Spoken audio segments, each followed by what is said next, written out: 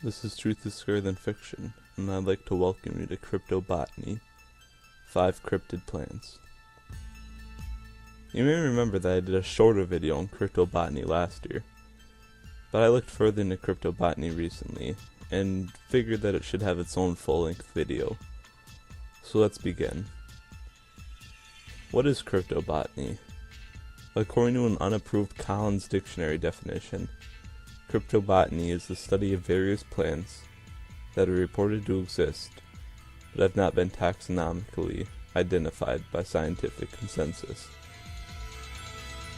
So how can these plants remain undiscovered? Let's look at some examples.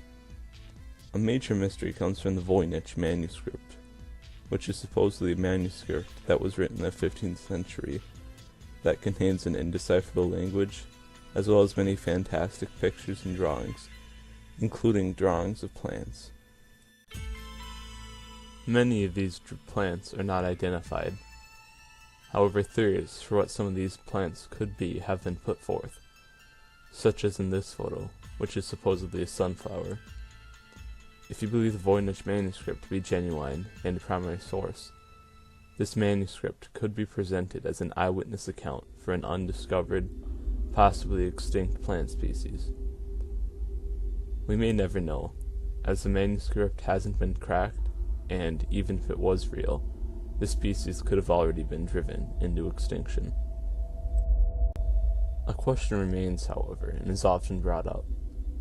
How can plants remain undiscovered? They can't move, can they? One cryptid, the Raskovnik, supposedly can unlock or uncover things. There is a catch, however.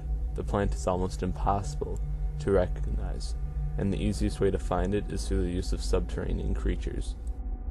Another more fantastical cryptid is the vegetable lamb of Tartary, which is a plant that supposedly grows lamb as its fruit. Stories of this plant drew many explorers from Europe to Central Asia, where a variant of the plant was reported. This plant grew a gourd that, when cut open, contained lamb flesh. However, due to the rather out there nature of this cryptid, it is almost certainly either a legend or just a hoax.